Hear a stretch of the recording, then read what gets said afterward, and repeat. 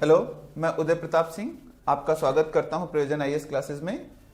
JPSC की classes की शुरुआत आज यहां पर हो रही है और इस संदर्भ में आज हम इंडियन हिस्ट्री को देखेंगे और हमारा इंटेंशन थोड़ा सा जो इंक्लाइनेशन होगा वो इंट्रोडक्टरी क्लास की होने की वजह से प्रीलिम्स की तरफ ज्यादा होगा। थोड़े से हम समझने की कोशिश करेंगे मेंस प्रोस्पेक्टिव में आंसर्स कैसे लिखे जाते हैं, क्वेश्चंस कैसे आते हैं, उनको कैसे हमें डिकोड करना है। तो बेसिकली आज हम थोड़ा सिलेबस और थोड़े टॉपिक को पढ़ेंगे जिसमें हम प्रीलिम्स की तरफ थोड़ा सा फोकस्ड होंगे। तो चलिए देखते हैं। और आज मैं जो आपको सब्जेक्ट पढ़ाऊंगा या सब्जेक्ट की जो शुरुआत होगी वो हिस्ट्री की होगी। ठीक है, हिस्ट्री मतलब इंडियन हिस्ट्री। प्रीलिम्स में आपको इंडियन हिस्ट्री से ही क्वेश्चन आने हैं। तो देखते हैं।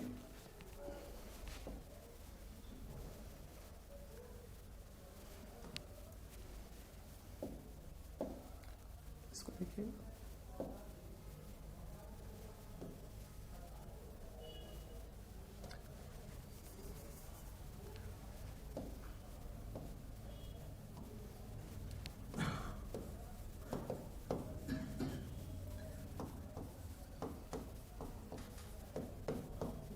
इतिहास। ठीक है, अगर हम हिस्ट्री को देखें तो 3 पार्टों में आपके यहां सिलेबस में मेंशन्ड है। इसको बाइफरकेट किया, इन्होंने विभाजित किया है। पहला है आपका एंशिएंट इंडिया, एंशिएंट इंडिया जिसको हम हिंदी में प्राचीन भारत भी कहते हैं। दूसरा आपका मिडिवल इंडिया,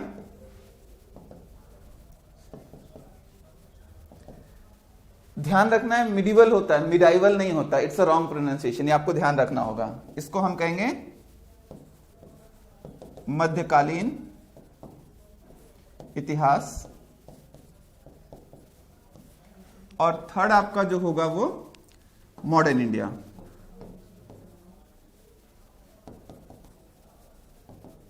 ये आपका आधुनिक भारत। ये 3 टॉपिक आपको यहां पे टॉपिक पे मेंशन कर रखा है। अब इसके अंदर जाके अगर हम टॉपिक पे देखें तो एक एक करके हम समझेंगे कि क्वेश्चंस कहां पर आते हैं। और जेपीएससी को नेचर देखिए तो मिडिवल और एंशिएंट की तरफ इनका इंक्लाइनेशन ज्यादा होता है। अदर देन अगर आप यूपीएससी दूसरे एग्जाम में देखेंगे तो वहां मॉडर्न इंडिया का रोल ज्यादा होता है। तो हम इस तरीके से समग्रता में पढ़ेंगे, कॉम्प्रिहेंसिवली स्टडी करेंगे कि हम सारे टॉपिक को कहीं पे भी इस तरह मान के नहीं चलेंगे यहां से कम आता है वहां से ज्यादा था, कहीं से भी कभी भी ट्विस्ट हो सकता है। तो हम इन डेप्थ स्टडी करेंगे और उस इन डेप्थ में हम देखेंगे कि चीजें कैसे आएंगी और टॉपिक को समझेंगे। तो पहले हम देख लेते हैं एंशिएंट इंडिया पे। ठीक है, एंशिएंट इंडिया के टॉपिक को हम थोड़ा डिकोड करते हैं, क्या क्या हमारे टॉपिक में है और उसको कैसे हम समझेंगे। तो देखते हैं एक बार।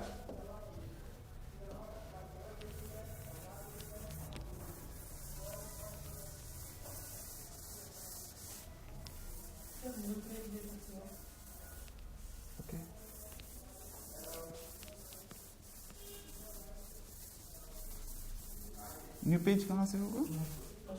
अच्छा यहाँ से, ये ना प्लस। अच्छा यहाँ पे, ठीक है, ओके।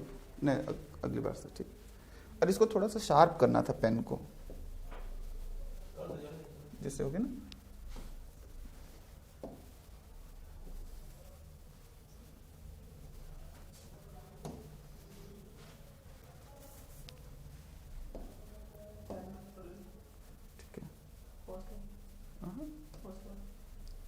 ये ना फर्स्ट, हाँ ओके।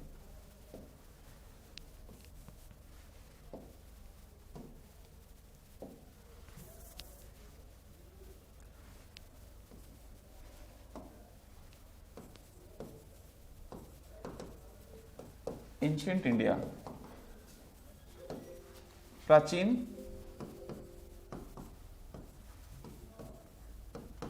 भारत। ठीक है, ये टॉपिक अगर हम देखें तो प्राचीन भारत में अगर बाइफरकेट करें तो सबसे पहला आपका जो टॉपिक होगा वो होगा आपका पिलियोलिथिक एज, है ना, पाषाण काल।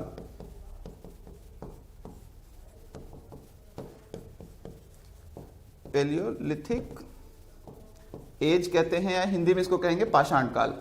पाषाण काल का मतलब नाम से ही जैसे क्लियर हो रहा है कि पाषाण मतलब होता है पत्थर, स्टोन। इसको हम स्टोन एज भी कहते हैं अगर कहें तो। This is called basically in larger term it called the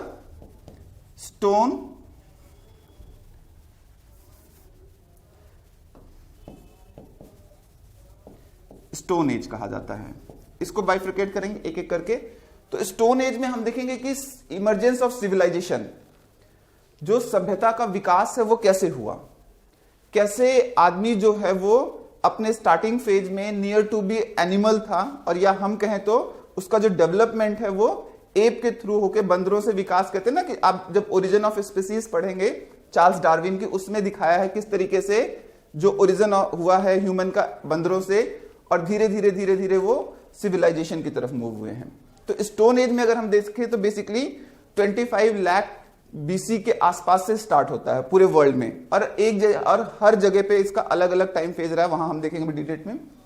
उसके बाद आप देखेंगे कि इस स्टोन एज को भी डिवाइड किया जाएगा 3 पार्ट में, कि इसमें हो जाएगा आपका पिलियोलिथिक, मीजोलिथिक और नियोलिथिक, मतलब पूरा पाषाण, मध्य पाषाण और नवपाषाण काल।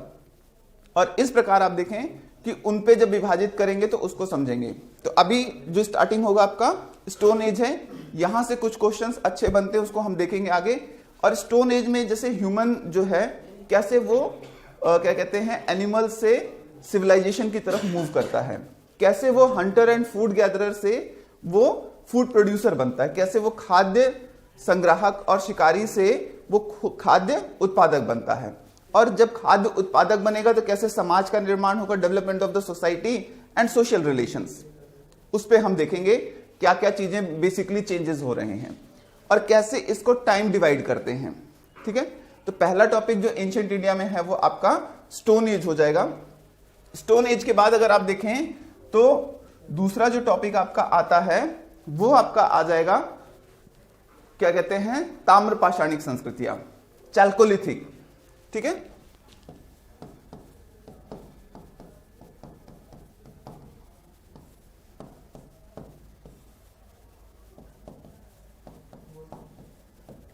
ताम्र पाषाणिक संस्कृतियां या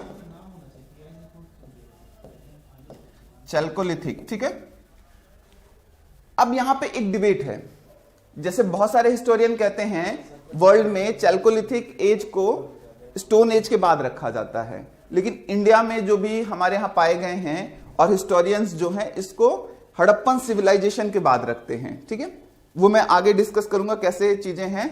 उसके बाद अगर आप देखें तो इस बीच में यहां पर आपको जो मिलेगा वो हड़प्पा संस्कृति,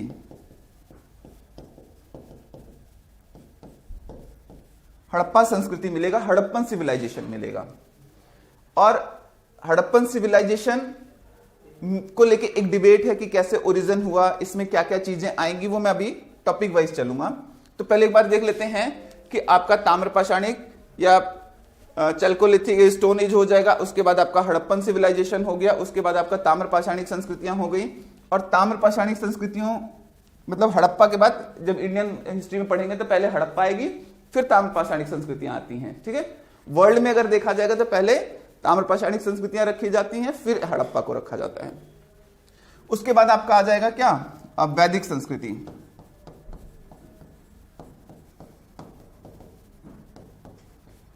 वैदिक कल्चर, ये आपका वैदिक कल्चर, वैदिक संस्कृति आ जाएगी। वैदिक संस्कृति आप देखिए अगर टाइम पीरियड को देखेंगे तो इसको रखा जाता है 1500 बीसी टू 600 बीसी, और इसको भी बाइफर्केट 2 पार्ट में कर दिया जाता है। एक हो जाता है आपका ऋग्वैदिक काल और दूसरा हो जाएगा उत्तर वैदिक काल। मतलब इंग्लिश में बोलेंगे तो ऋग्वैदिक एरा एंड लेटर वैदिक एरा। ये आपका टाइम पीरियड होगा 1500 बीसी से 600 बीसी, और ये 1500 बीसी से 1000 बीसी, और ये आपका हो जाएगा 1000 बीसी से लेके 600 बीसी। उसी प्रकार इसको अगर हम देखें ताम्र पाषाणिक संस्कृतियों का अलग अलग एरियाज में मिले हैं, तो इसको मोस्टली हम रखते हैं 2000 बीसी से लेकर 1300-1400 बीसी तक, मतलब 2000 बीसी टू इसको हम रख सकते हैं 1400 बीसी तक।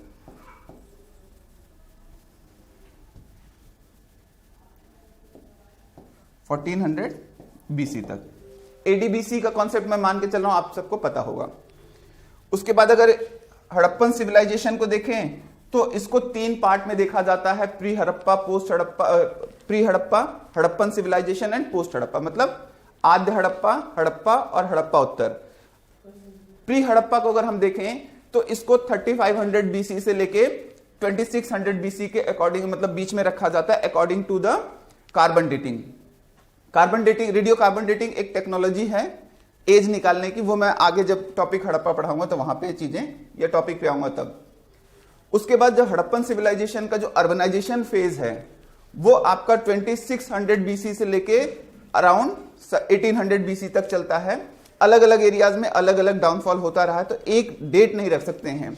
और दूसरी बात कि हड़प्पा सिविलाइजेशन में सिविलाइजेशन के नगरीय चरण का पतन हुआ, अर्बनाइजेशन फेज का हुआ, सिविलाइजेशन का एंड नहीं हुआ, ठीक है। और वहीं इसको देखें तो आप बेसिकली अब समझ सकते हैं कि सिविलाइजेशन या 25 लाख BC टू लेके 25 BC से लेके अराउंड आपका ये दिखेगा, बहुत सारे एरियाज में 1000 BC तक भी मिलता है, जैसे साउथ में जाएंगे अतरी पक्कम वगैरह, या जो महापाषाणिक संस्कृतियां हैं वो 1000 तक मिल जाती हैं, वो डिटेल में। तो अभी इस बात पे अगर हम देखें तो एंशिएंट इंडिया के टॉपिक को तो पाषाण काल, स्टोन एज, फिर आपका स्टोन एज के बाद हम हड़प्पा पढ़ेंगे, और हड़प्पा के बाद आपका चैल्कोलिथिक या ताम्रपाषाणिक संस्कृतियां, उसके बाद हम वैदिक काल पढ़ेंगे, और वैदिक काल को भी 2 पार्ट में डिवाइड करके, ठीक है। और वैदिक काल के बाद अगर हम देखें तो हम जो पढ़ेंगे वो आपका हो जाएगा, वैदिक के बाद आपका क्या हो जाता है, 6th century BC religious reform movement, 6th century religious reform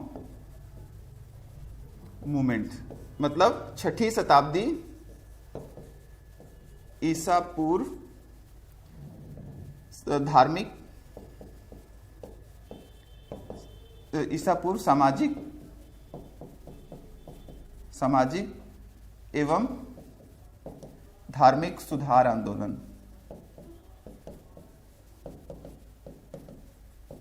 ठीक है। ये हम पढ़ेंगे, ये बहुत इंपॉर्टेंट है। यहां से क्वेश्चन, यहीं पर आपको क्या पढ़ना होगा, यहां पर हम आपको बुद्धिज्म एंड जैनिज्म पढ़ाएंगे।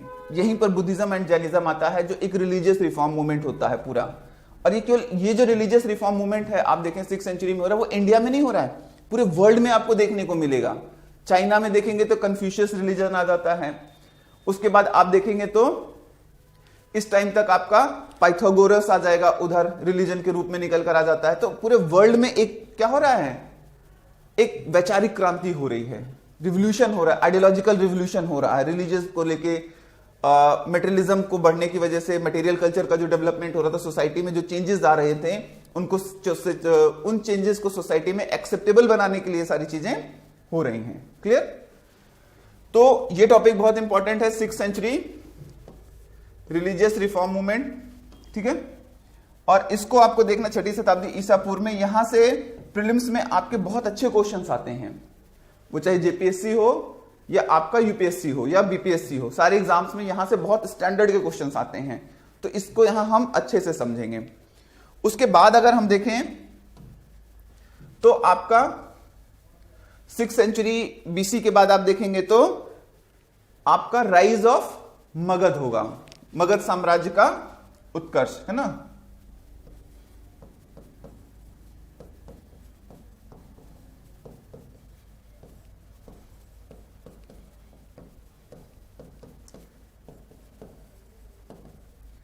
राइज ऑफ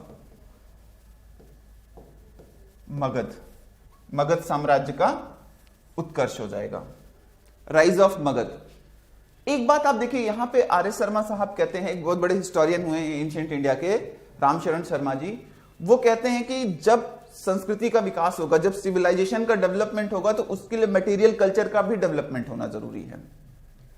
और वो मटेरियल कल्चर का डेवलपमेंट आप देखेंगे जब मैं पढ़ाऊंगा तो सप्त सैंधव प्रदेश से कैसे मध्य गंगा घाटी तक आ रही थी, और उस मध्य गंगा घाटी में मिडिल गैंगेटिक प्लेन में iron and huge production and surplus का जनरेशन होता है, जिसने मगध साम्राज्य को उठने की भूमिका, मतलब उठने में सहयोग किया। दूसरा, जब हम राइज ऑफ मगध पढ़ लेंगे तो उसके बाद अगर हम देखें तो लेटर मौर्य पीरियड पढ़ेंगे। क्या पढ़ेंगे? मौर्योत्तर काल, मौर्योत्तर काल, लेटर मौर्य।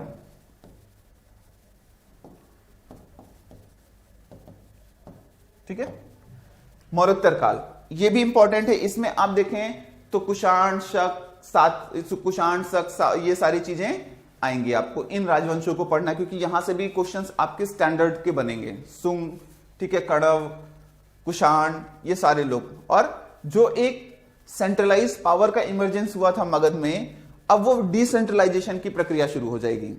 और यहीं पर आपको रामशरण शर्मा सर कहते हैं कि जो मटेरियल कल्चर है वो आपका पेरिफेरल स्टेट में डेवलप होने लगा, और उन पेरिफेरल स्टेट में इस मटेरियल कल्चर के डेवलपमेंट होने के कारण वहां पे स्टेट फॉर्मेशन की प्रक्रिया बढ़ेगी।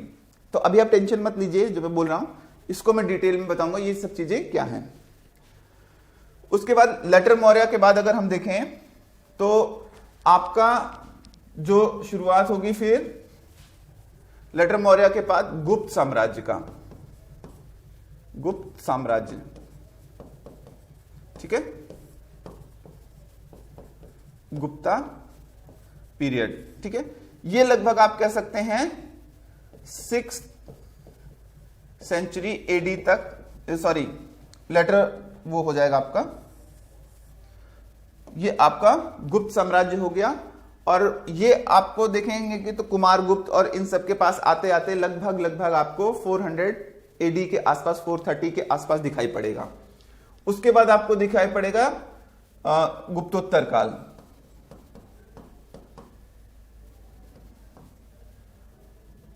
गुप्तोत्तर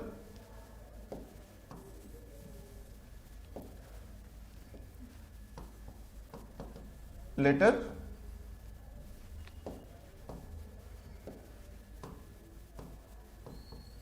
गुप्ता पीरियड। ठीक है, उत्तरवर्ती गुप्त इनको कहा जाता है, उत्तरवर्ती गुप्त काल। यहां पर आप हर्ष को देखेंगे और हर्ष के बाद आप खत्म हो जाता है, यहां आपको मिलेगा 6th सेंचुरी एडी। और यहां पे एक बड़ा चेंजेस सोसाइटी में दिखेगा कि वो होगा फ्यूडलिज्म आने लगेगा। फ्यूडलिज्म का मतलब आपका सामंतवाद, और ये एक बड़ा चेंज था। और यहीं पे बहुत सारे इतिहासकार हो, चाहे वो रामशरण शर्मा सर हो, चाहे वो डीडी कौशाम्बी हो, चाहे वो रोमिला थापर हो, इस तरीके के सारे बड़े इतिहासकार मानते हैं कि एक बड़ी प्रक्रिया थी जो हम उत्पादन के साधन, जो खुली हुई अर्थव्यवस्था बंद अर्थव्यवस्था में परिवर्तित हो जाते हैं, खुला समाज बंद समाज में हो जाता है। और यहीं से प्री मिडिवल फेज की स्टार्टिंग होती है।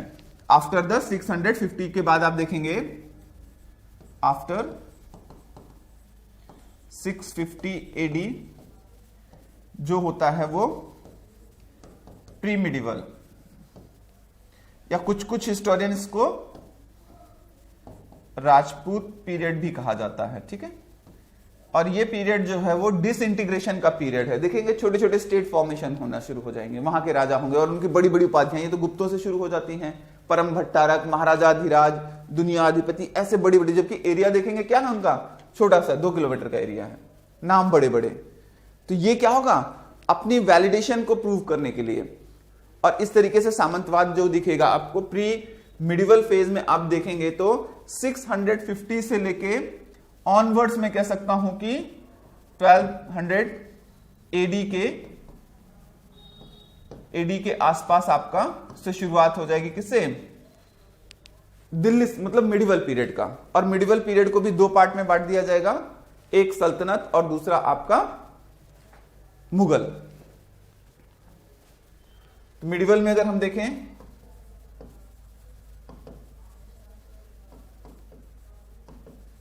मध्यकाल में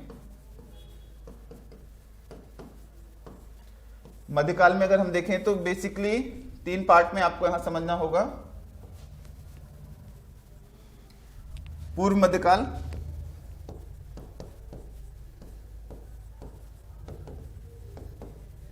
या इसको हम राजपूत काल भी कहेंगे,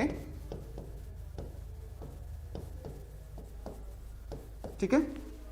और ये आपका 650 के बाद से लेके कहां तक होगा, 650 एडी टू आपका लगभग 1206 तक। इसको हम पूर्व मध्यकाल या राजपूत काल भी कहते हैं। और इसका जो टाइम पीरियड है आपका 650 टू 1200, और मोटा मोटी मैं कहूं तो 800 एडी टू 1200 एडी, ठीक है। अब यहां पे हिस्टोरियंस का डिबेट है, लेकिन यहां से क्वेश्चन आएगा नहीं, ना प्रीलिम्स में ना मेंस में, तो आपको एक अंडरस्टैंडिंग रखनी है। उसके बाद अगर हम देखें तो आपका 1200 उसके बाद अगर हम देखें तो आपका सल्तनत काल,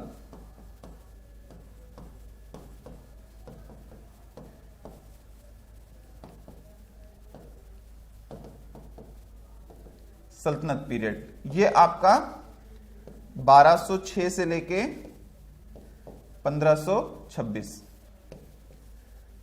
मतलब आप देखेंगे कि जो फर्स्ट बैटल ऑफ तराइन होता है 1191 और second battle of Tarain 1192, Tarain के द्वितीय युद्ध में मोहम्मद गोरी ने पृथ्वीराज चौहान को हरा दिया और उसको बंदी बना के अपने साथ लेके चले गए, जहां उनकी बाद में हत्या कर दी गई, ठीक है। तो उसके बाद दिल्ली पे जो कब्जा है उनका एक गुलाम होता है, कौन, कुतुबुद्दीन ऐबक।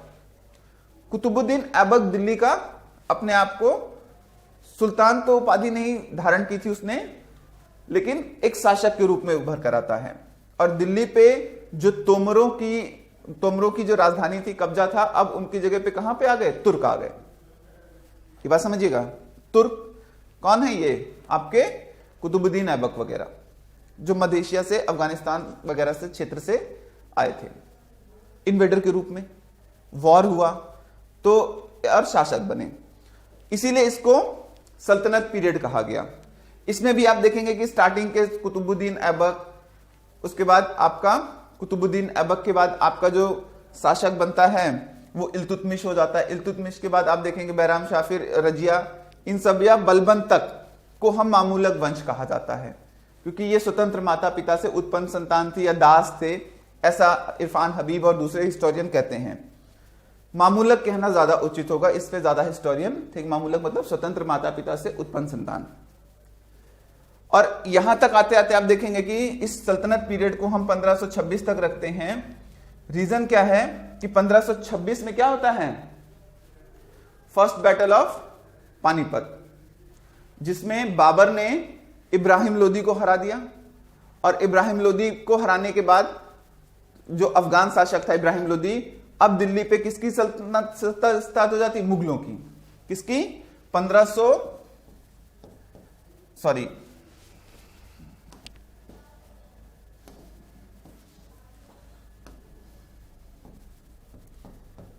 मुगल, ठीक है। इनका टाइम पीरियड देखेंगे तो 1526 से अब देखिए बेसिकली तो कहा जाता है 1707 तक, औरंगजेब की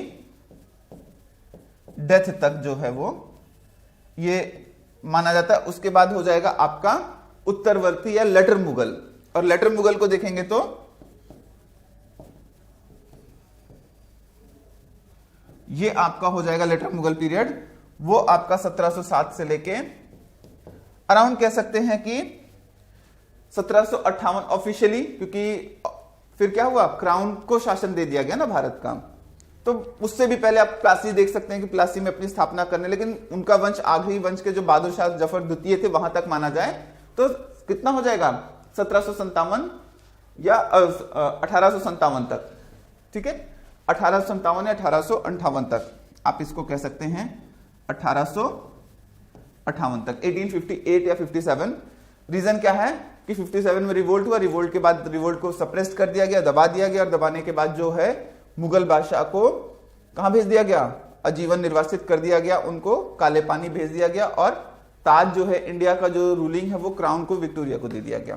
तो इस तरीके से ऑफिशियली जो है 1858 तक, उसके बाद फिर आपका ब्रिटिश टाइम पीरियड शुरू होगा।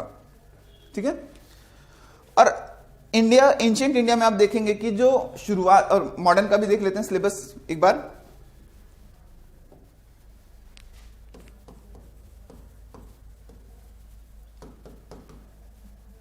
मॉडर्न इंडिया, आधुनिक भारत।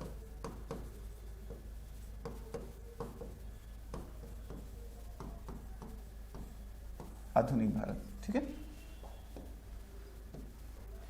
अब इसको देखिए, आधुनिक भारत की शुरुआत को, या भारत में आधुनिक काल आया, इसको भी लेके इतिहासकारों में क्या है, एक डिबेट है कि हम क्या टाइम पीरियड माने। जैसे आप देखेंगे कि डॉक्टर ताराचंद और जो दूसरे हिस्टोरियन हैं वो ये मानते हैं कि प्लासी का जो युद्ध हुआ, battle of Plassey is the starting of the modern era in India, because कि they defeated the medieval power who is the nawab Sirajuddaulah and establish a modern government. ये क्या आधार हो सकता है कि एक ब्रिटिश सत्ता आई, उसने एक शासक को हरा के अपना शासन रखा, ये आधुनिकता की शुरुआत हो गई। अगर इस बेसिस पे मान लिया जाए तो आधुनिकता की जो विचारधारा है वो बहुत ही संकीर्ण हो जाएगी। तो इस विचारधारा पे जाके हम आधुनिकता को नहीं स्वीकार कर सकते हैं। वहीं बिपिन चंद्रा जैसे इतिहासकार हैं, वो आधुनिकता की परिभाषा, पहली बात आपको मॉडर्निज्म या आधुनिकता क्या है ये समझना होगा। अगर हम आधुनिकता की बात करें तो ऐसी विचारधारा जो प्रगतिशील हो, आधुनिक मानदंडों पे आधारित हो और सतत विकास की प्रक्रिया में क्या हो, आगे बढ़ने के क्रम में जा रही हो। मतलब modernism is a concept where the new idea and technology implemented for the upliftment of the human being and it's gradually moving forward. तो ये मॉडर्निज्म हो जाएगा। तो यहां कुछ ऐसा मॉडर्निज्म मुझे तो नहीं दिख रहा है, लेकिन उन्होंने कहा तो उनका एक विचार हो सकता है। वहीं बिपिन चंद्रा साहब जैसे हिस्टोरियन हैं, वो कहते हैं कि 1857 का जो विद्रोह है उसमें एक राष्ट्रीय चरित्र था, नेशनल एलिमेंट था। What ever it is a primitive, हो सकता है कि वो आधुनिक राष्ट्रवाद के मानदंडों पे उतना सही ना हो, लेकिन उसमें एक आधुनिकता की शुरुआत के बीज थे। और उन्होंने इसीलिए कहा कि एक ऐसा आंदोलन जिसमें राष्ट्रीय चेतना की भावना थी, वो राष्ट्रीय चेतना जो है, consciousness of the nationalism is a primitive. तो हम मान सकते हैं कि यहां से एक राष्ट्रवादी क्या हुआ, इसको हम आधुनिक भारत का क्या हो सकता है, आधार हो सकता है, क्योंकि ऐसी चीजें आई। वहीं सुमित सरकार जैसे हिस्टोरियन हैं, उन्होंने कहा कि कांग्रेस एक ऐसा इंस्टीट्यूशन था जिसमें पैन इंडिया को कवर किया, और इसलिए हम कह सकते हैं, और ऐसी संस्था जो होती है वो राष्ट्रवाद की चेतना को, नेशनलिज्म को इंप्लीमेंट करती है या इनहेंस करती है, तो हम राष्ट्रवादी एक आधुनिक विचारधारा है। तो राष्ट्रवाद की शुरुआत होती है तो वो कांग्रेस की स्थापना को लेके, और इसलिए वो क्या करते हैं, आधुनिक भारत की शुरुआत जो है वो आपको दिखाई पड़ेगा किसमें, उनकी बुक है 1885 मॉडर्न इंडिया। तो वो वही मानते हैं कि 1885 से। तो ये एक डिबेट था जो मैंने आपको थोड़ा सा बता दिया। अब चलते हैं कि हम टॉपिक पे कैसे पढ़ेंगे। तो पहला अगर हम देखें तो यूरोपीय कंपनियों का इन्वेजन ऑफ या penetration of the European companies, penetration of European company, यूरोपीय कंपनियों का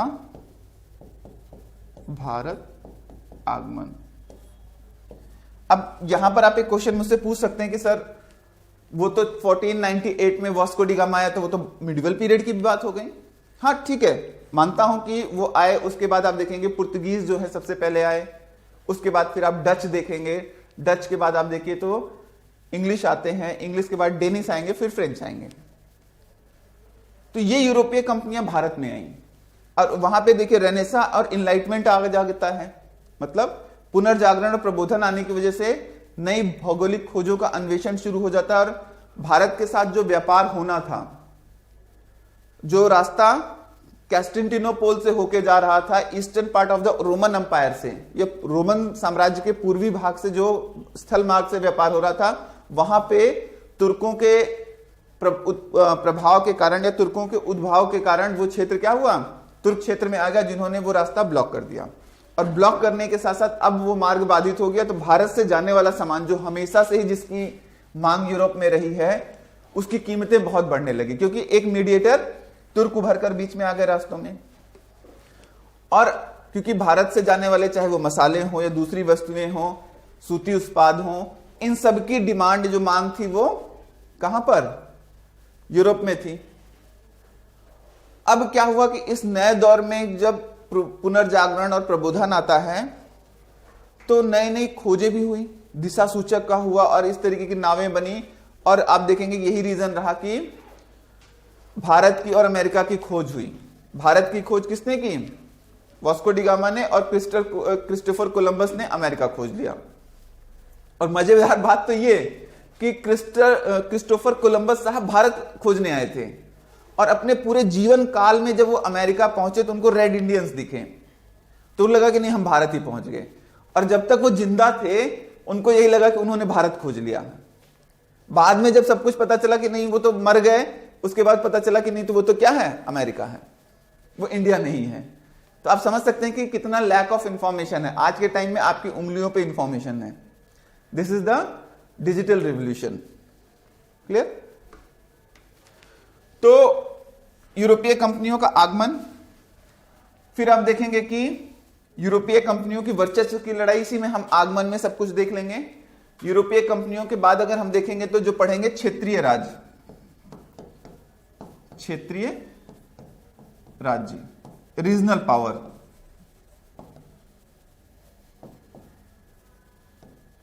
ठीक है, ये हम रीजनल पावर्स को देख लेंगे। मैसूर, मराठा, ठीक है, मैसूर, मराठा, कर्नाटक, पंजाब, सिंध, बंगाल, ये सारे राज्य क्या क्या थे, किन पे कैसे इनके साथ अंग्रेजों ने नीति ली, कौन सी नीति यूज की, कैसे उन्होंने उनको घेरा, जीता, ये सारी चीजें। उसके बाद हम जो देखेंगे वो ब्रिटिश एडमिनिस्ट्रेशन देखेंगे।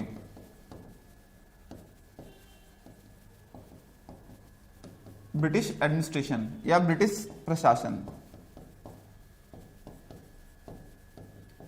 यहां पर ब्रिटिश प्रशासन में हम देखेंगे तो चाहे वो आपका एडमिनिस्ट्रेशन हो, एजुकेशन हो, कल्चर हो, इन सारी चीजों को हम यहां पे देख लेंगे, चाहे वो फिल्ट्रेशन थियरी हो या इंग्लिश की जो इंग्लिश ओरिएंटलिस्ट अप्रोच रही हो, उन सबको। उसके बाद हम देखेंगे तो ब्रिटिश रिफॉर्म्स क्या हो जाएगा, ब्रिटिश सोशियो रिलीजियस रिफॉर्म्स, या इंडिया में सोशियो रिलीजियस रिफॉर्म की हम बात कर लेंगे इसी के साथ जोड़ के, कि ब्रिटिश सरकार की तरफ से क्या इंपोज किया गया और भारत में राजा राममोहन रॉय, या हम एक होलिस्टिक व्यू में कहें तो मॉडर्न इंडिया में सामाजिक धार्मिक सुधार आंदोलन या सामाजिक धार्मिक सुधार, जिसके जनक जिनको माने गए हैं कौन, आपके ये राजा राममोहन राय साहब। ठीक है, ये बात हो गई। आगे चलते हैं। सामाजिक धार्मिक सुधार आंदोलन के बाद अगर हम देखें तो रिवोल्यूशनरी मूवमेंट,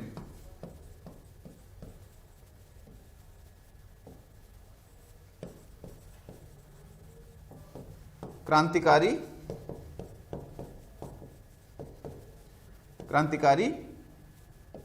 राष्ट्रवाद। और इसी में हम देख लेंगे कि आपका स्वदेशी भी देख लेंगे, और दूसरे जो भी इस क्षेत्र में जन्मे होंगे आपका, चाहे वो अरविंदो घोष और ये सारे जो लीडर्स निकल कर आए थे, क्रांतिकारी राष्ट्रवाद, स्वदेशी आंदोलन। और उसके बाद हम देखेंगे कि एडमिनिस्ट्रेटिव रिफॉर्म जब बताया था मैंने, तो उसमें सारे चार्टर एक्ट से लेके मतलब 17, जब एडमिनिस्ट्रेशन की हम बात करेंगे तो वहीं पर हम पढ़ लेंगे प्रशासन में 1773 के चार्टर एक्ट से टू 1935 इंडियन काउंसिल एक्ट। तो 1773 के चार्टर से लेके 1935 के भारत शासन अधिनियम तक क्या क्या रिफॉर्म हुए, कैसे क्वेश्चन आ सकते हैं यहां पे, क्या क्या वो रिफॉर्म में लाया गया, क्या नीड्स थी उनको लाने के लिए, उन सब चीजों का। फिर एक बहुत बड़ा चैप्टर है, वो आपको प्री में भी काम आता है और प्री से ज्यादा मेंस में यहां क्वेश्चन आता है। वो है आपका ब्रिटिश इकोनॉमिक पॉलिसी, ब्रिटिश आर्थिक नीतियां। ठीक है, इन ब्रिटिश आर्थिक नीतियों में हम 3 भागों में पढ़ेंगे, मर्केंटिलिज्म, ठीक है, फिर आपका इंडस्ट्रियलिस्ट कैपिटलिज्म, और फिर आपका फाइनेंशियल इंपीरियलिज्म, मतलब वाणिज्यवाद, औद्योगिक साम्राज्यवाद और वित्तीय साम्राज्यवाद। क्या जरूरतें रही, क्या क्या उनमें चेंजेस हुए, वो वहां पे। उसके बाद हम देख लेंगे कि ये सब जब होने के बाद एक बड़ा सेक्शन आता है, वो आपका हो जाएगा नेशनल मूवमेंट।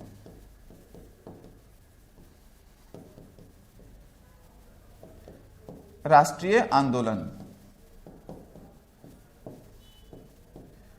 इसमें कांग्रेस की स्थापना से लेके राष्ट्रीय आंदोलन में आप देखें, चाहे वो कांग्रेस की पूर्व की संस्था से लेके लैंड होल्डर सोसाइटी से लेके 1938 में 1838 में से लेकर आपका कांग्रेस की स्थापना और उसके बाद की बहुत सारी चीजें।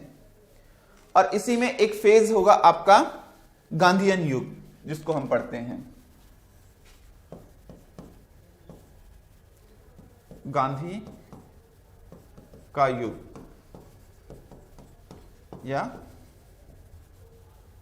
Gandhian era.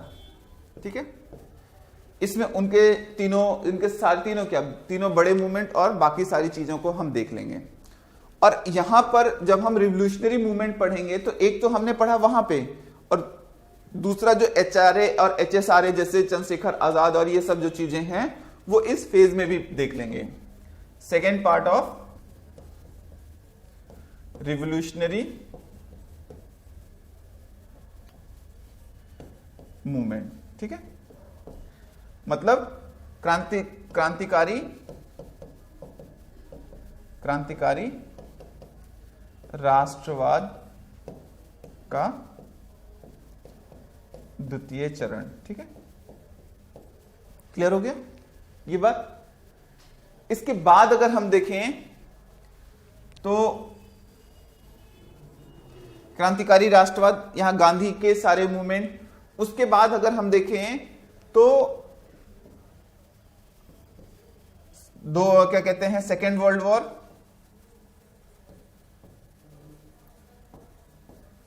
मतलब द्वितीय विश्व युद्ध की शुरुआत, भारत में पृथकतावादी नीति। ठीक है, या पाकिस्तान की मैं कहूं मांग मोहम्मद अली जिन्ना साहब के द्वारा, और क्रिप्स कैबिनेट और ये सारे प्रस्ताव। और लास्ट में आके हम देख लेंगे कि 1947 मतलब भारत की स्वतंत्रता तक, और यहां पर आपका मॉडर्न इंडिया का सिलेबस आके खत्म हो जाता है। तो इतना आपका जो सिलेबस है किसमें, हिस्ट्री का तीनों पार्ट में जो हम पढ़ेंगे। अब बात रही कि शुरुआत थोड़ा मॉडर्न इंडिया से करेंगे, एंशिएंट इंडिया से करेंगे और प्रीलिम्स ओरिएंटेड करेंगे। तो प्रीलिम्स ओरिएंटेड मेरा टारगेट ये रहेगा कि जो टॉपिक पहले आपको उससे लगभग जो थियरी कॉन्सेप्ट हैं वो चीजें बता दूंगा, फिर हम एमसीक्यूज के थ्रू फैक्ट्स को समझने की कोशिश करेंगे और आपको वहां पे डिटेल्ड एनालिसिस करूंगा कि कैसे कैसे क्वेश्चंस बनते हैं और क्या क्या डिफरेंसेस हो सकते हैं, कैसे आपसे गलतियां ना हो और आपकी एक अंडरस्टैंडिंग बेहतर तरीके से इस पे आ जाए। तो अभी हम जो शुरुआत करेंगे वो एंशिएंट इंडिया से, ठीक है, प्राचीन काल से। चलिए इसको तो यहां पे रोक दीजिए।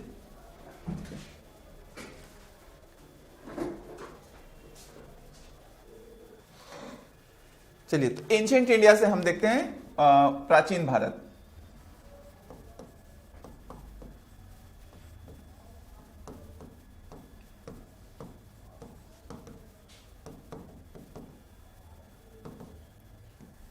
पहली बात तो हिस्ट्री में अगर हम जाएं तो हिस्ट्री को ही समझने के लिए हम 3 पार्ट में तोड़ते हैं, ठीक है। पहला जैसे एक हो जाता है आपका प्री हिस्ट्री, इसको उसके बाद आता है आपका प्रोटो हिस्ट्री, और फिर आपका हो जाता है हिस्ट्री, ठीक है। इसको आपको प्राग इतिहास कहा जाता है। सर ये प्री हिस्ट्री, प्रोटो हिस्ट्री और हिस्ट्री और आदि इतिहास,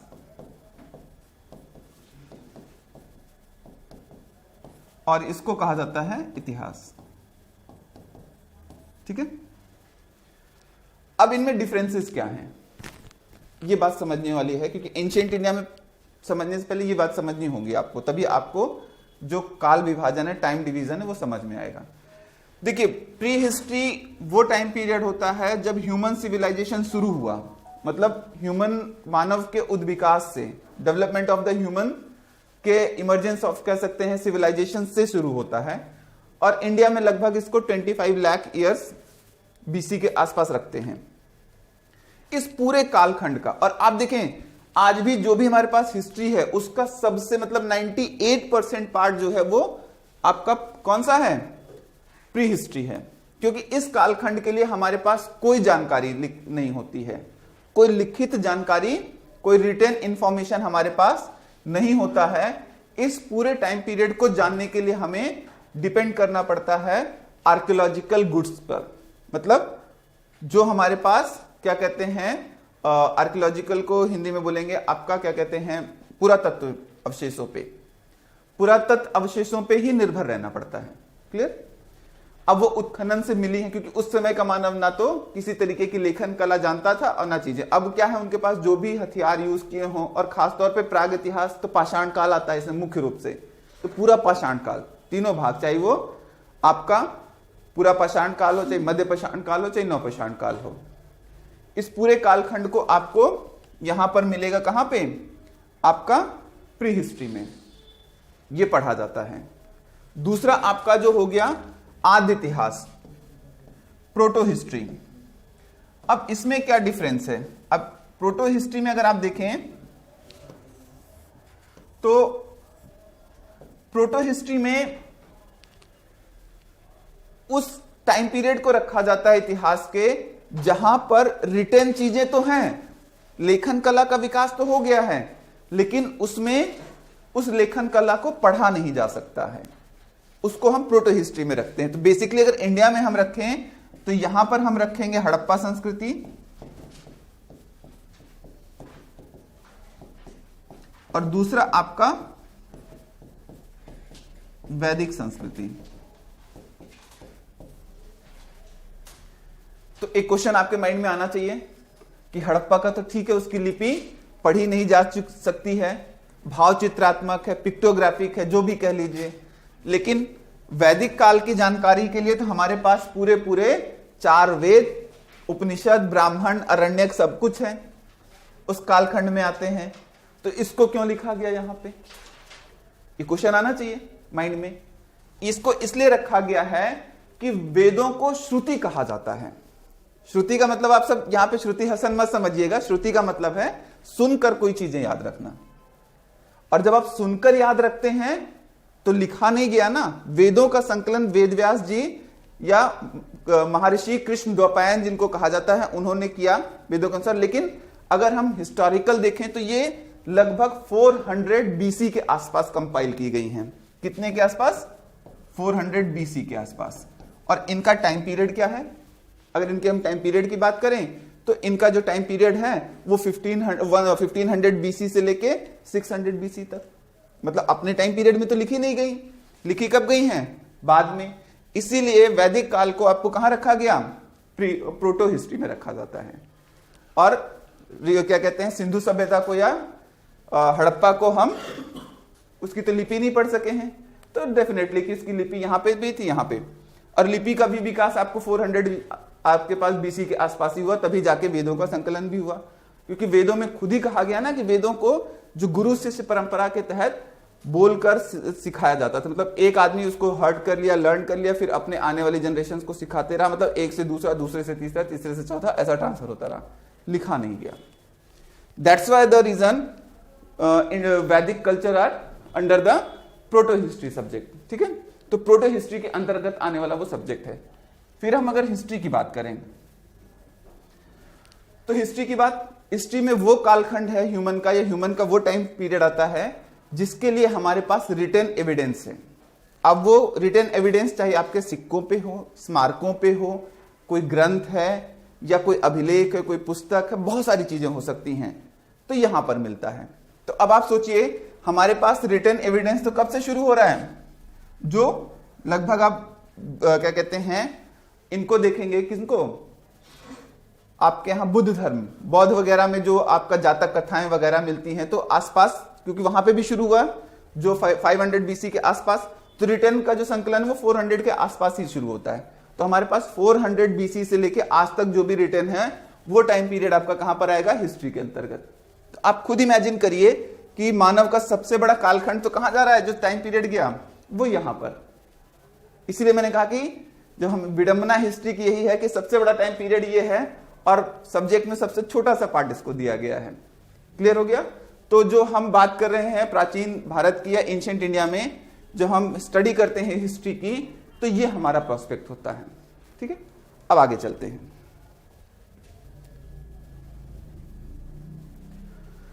अब बात आई इतिहास लेखन की, हिस्ट्री राइटिंग की।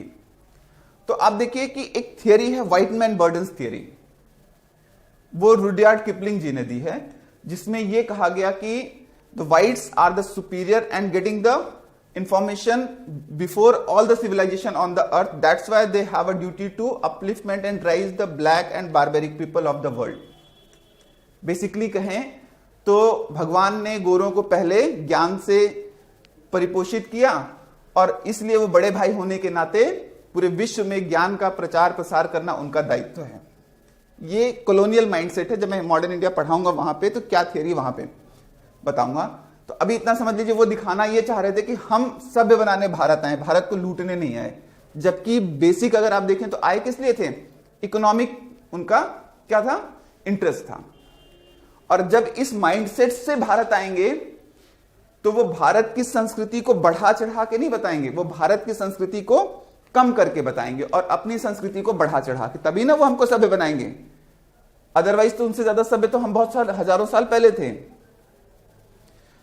इस तरीके से इंडिया में हिस्ट्री की जो शुरुआत हुई राइटिंग की, वो इंपीरियलिस्ट स्कूल ऑफ थॉट, जिसको हम कहते हैं कि साम्राज्यवादी इतिहास लेखन से शुरू हुई।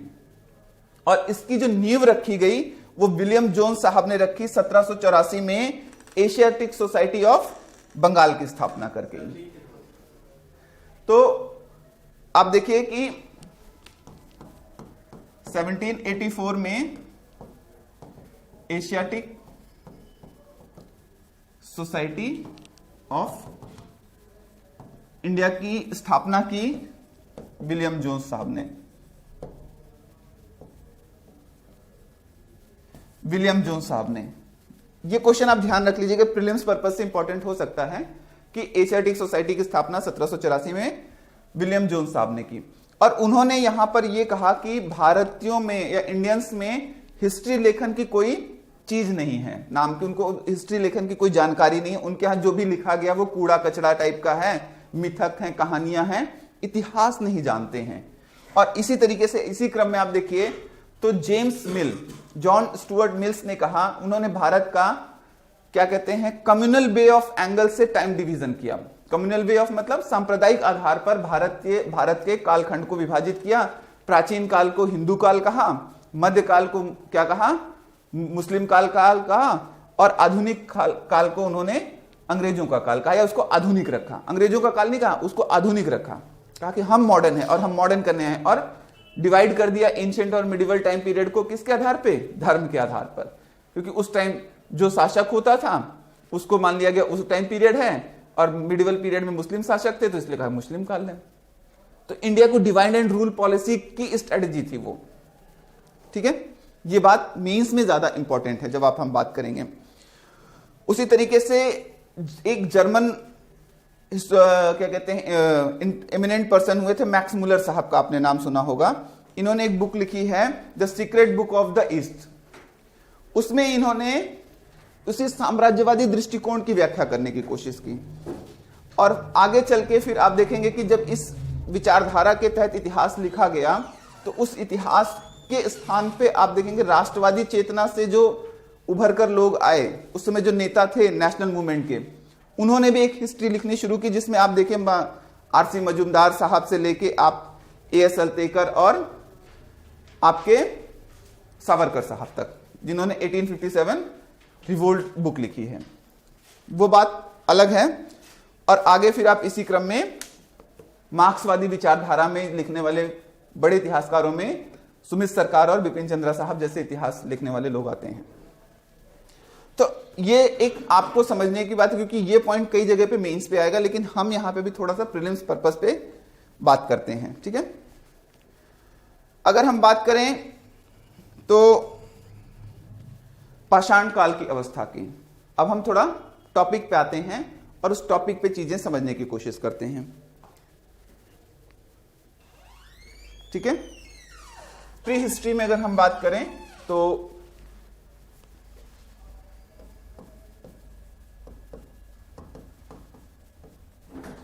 प्री हिस्ट्री की अगर हम बात कर रहे हैं, जिसको हम प्राग इतिहास कहते हैं, इसको अगर हम देखें तो 3 पार्ट में पैलियोलिथिक,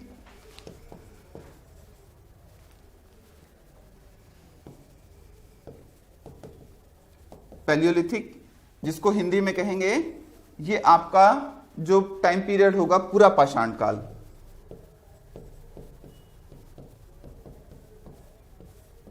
पूरा पाषाण काल हो गया, ठीक है। ये बात आपको ध्यान रखनी है। उसके बाद अगर हम बात करें, क्योंकि जो प्री हिस्ट्री है उसको 3 पार्ट में डिवाइड किया जाता है। पहला हो गया आपका पैलियोलिथिक, पूरा पाषाण काल। दूसरा आपका मीजोलिथिक,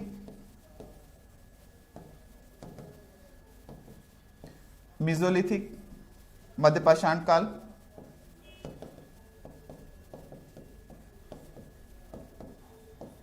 ठीक है। और थर्ड आपका हो जाएगा नवपाषाण काल,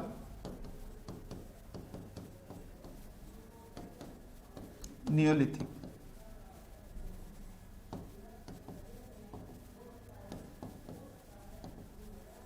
ठीक है।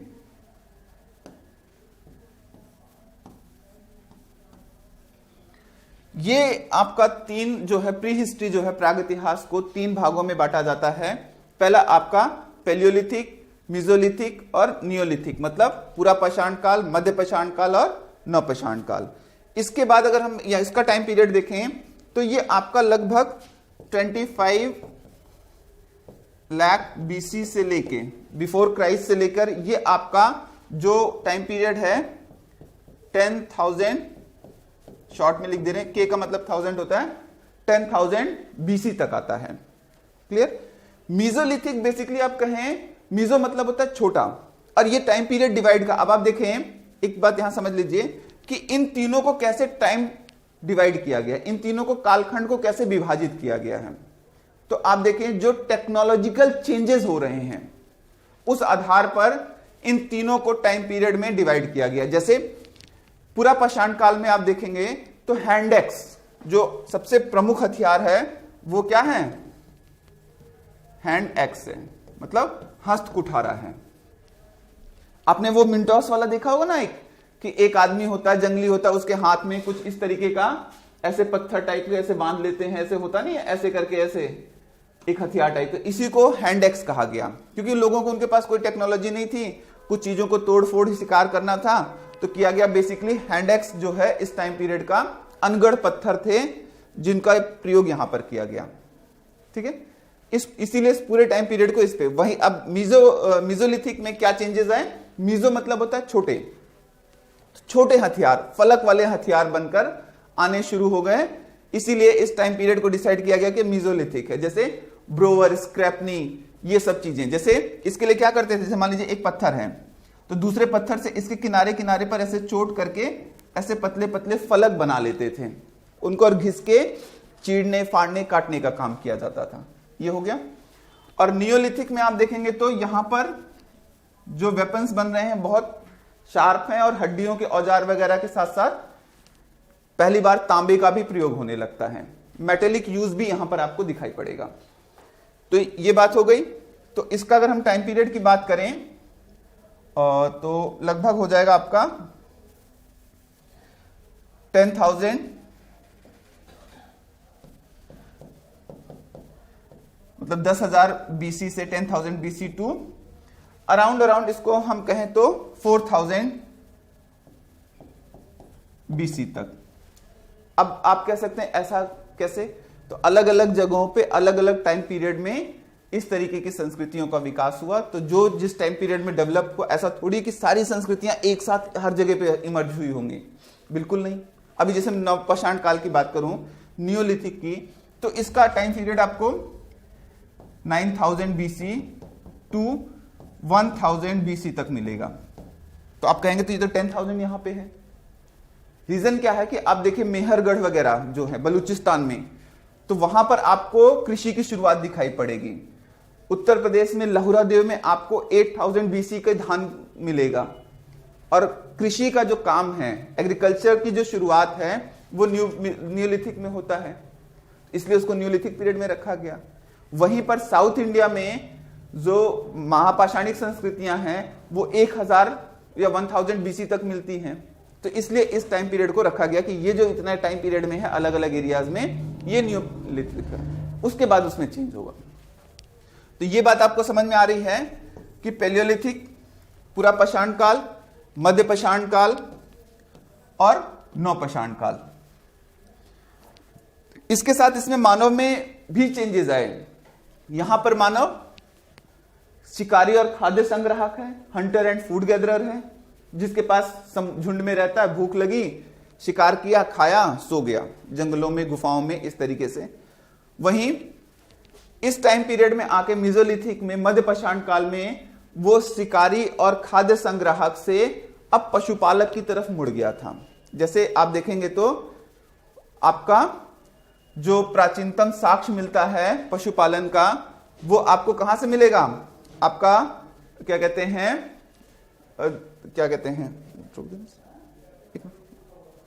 मिस कर रहा हूं उसको, अरे 2 नाम है तो कट। तो आप देखेंगे कि पशुपालन के 2 प्राचीनतम साक्ष्य मिलते हैं, जो आदमगढ़ और बागोर, जो आपका मध्य पाषाण काल से संबंधित हैं। ठीक है, जहां से पशुपालन के साक्ष्य के आदमी के साथ पशुओं को दफनाया गया, क्योंकि पशुपालन का कोई लिखित एविडेंस तो है नहीं। तो अब जैसे किसी आदमी की दफनाया गया, उसके साथ पशुपालन है, कहीं आदमी की बस्ती है, उसके साथ पशुओं की हड्डियां, उसके काटने का, क्योंकि अब खाना खाना है, जब शिकारी और खाद्य संग्राहक है तो हर समय उसको हो सकता है भोजन ना मिल रहा हो, कई बार बारिश हो रही हो तो उसको भूखों सोना पड़ता था। तो उसने कुछ जानवर जो पशुपालन शुरू किया, और सबसे पहले जिस जानवर को मतलब डोमेस्टिकेशन हुआ, पालन शुरू हुआ, वो था कुत्ता। उसके बाद भेड़, बकरी, छोटे जानवरों का भी इन्होंने पालना शुरू किया और अपने आवश्यकता अनुसार उनको मार के उनको खाना शुरू कर दिया। ठीक है, तो अब इनकी निर्भरता प्रकृति पे थोड़ा सा कम हुई। और इस टाइम पीरियड तक आते आप देखेंगे कि कृषि की शुरुआत और स्थायी किसका वास शुरू होता है। एग्रीकल्चर जब होगा, जब कृषि की शुरुआत होगी, तो अब ऐसा आदमी थोड़ी नोमैडिक तो रह नहीं पाएगा कि आज खेती यहां किया, 6 महीने बाद अगली जगह, फिर उसके बाद अगली जगह। जब खेती करेगा, एग्रीकल्चर करेगा, तो उसको स्थायी रूप से बसना पड़ेगा। और यहां पर आदमी अब क्या हुआ, जो यहां पे शिकारी और खाद्य संग्राहक था, पशुपालक था, अब वो खाद्य उत्पादक हो गया। मतलब मानव संस्कृति का विकास होने लगा। इसी को गॉर्डन चाइल्ड ने कहा था कि neolithic is phase of the civilization, मतलब revolution in human civilization. Gordon Childe ने यह कहा कि नवपाषाण काल जो है मानव इतिहास में एक क्रांति रही है। हालांकि ये बात बढ़ा चढ़ा के है। क्रांति का मतलब होता है कि किसी प्राचीन व्यवस्था में आमूल चूल और द्रुत गति से परिवर्तन हो, मतलब completely change in a certain time period, और वो भी टाइम पीरियड आपका कम होना चाहिए। लेकिन न्यूलिथिक को आप देख रहे हैं टाइम इतना ज्यादा है, तो इसके टाइम पीरियड के हिसाब से नहीं, इसका इंपैक्ट इतना बड़ा था, इसीलिए इसको क्या कहा गया, न्यूलिथिक फेज कहा गया, या इसको रिवोल्यूशन कहा। किसने, गॉर्डन चाइल्ड साहब ने। कई बार प्रीलिम्स में पूछ लेता है कि किसने नवपाषाण काल को क्रांति कहा, तो किसने कहा, आपके गॉर्डन चाइल्ड साहब ने कहा। उसके बाद आप देखें तो इसमें जो आपका पूरा पाषाण काल है, इसको भी 3 भागों में बांटा जाता है। तो कौन कौन सा आपका देखेंगे तो पूरा पाषाण काल,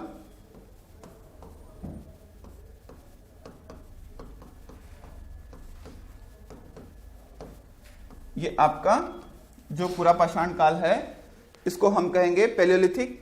तो पूरा पाषाण काल को भी 3 भागों में बांटा जाता है। आपका हो जाएगा पूर्व पूरा पाषाण काल,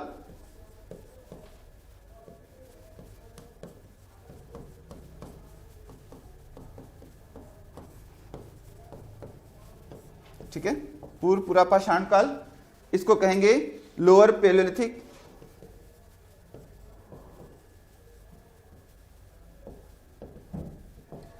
ठीक है, लोअर पैलियोलिथिक पीरियड। दूसरा आपका हो जाएगा मध्य पूरा पाषाण काल, मध्य पूरा,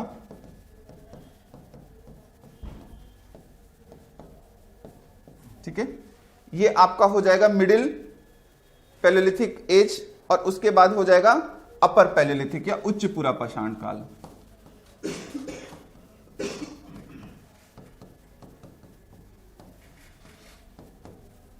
ठीक है, अब इसके हम अगर टाइम पीरियड को देखें तो ये जो टाइम पीरियड है ये लगभग आपका आ जाएगा 25 lakh BC to 9 lakh BC तक। ठीक है, आपका पूर्व पूरा पाषाण काल का जो टाइम पीरियड है। जो आपका मिडिल पैलियोलिथिक का है वो 9 lakh to 40,000 BC, 9 lakh to 40,000 BC तक का ये टाइम पीरियड है। और उच्च पूरा जो है आपका ये शुरू हो जाएगा 40,000 बीसी टू 10,000 बीसी, और यही 10,000 बीसी से आपको क्या मिला, आपका हो जाता है मध्य पाषाण काल, मेसोलिथिक एरिया। ठीक है, ये बात समझ में आ गई। इनको 3 पीरियड में कई बार इसमें क्या क्या चीजें हुई हैं वो देख लेंगे। जैसे एक बहुत बड़ा डिबेट है, कई बार डिबेट क्या है, कंफ्यूजन है लोगों में कि आग का आविष्कार कब हुआ। तो बहुत सारे बुक्स में आपको मिलेगा कि जो आग का आविष्कार है वो आपके पूरा पाषाण काल के मध्य पूरा पाषाण में हुआ है। ये उस तरीके से है कि जैसे जंगल में आग लग गई, जंगल में आग लगी, आपने देखा, सबने आग को देखा कि हाँ कुछ चीज है, वो बात तो समझ में आ जाएगी। अगर क्वेश्चन में अगर आपको इस तरह पूछे कि आग के बारे में मानव को कब पता चला, तो आपका आंसर होगा मध्य पूरा पाषाण काल में।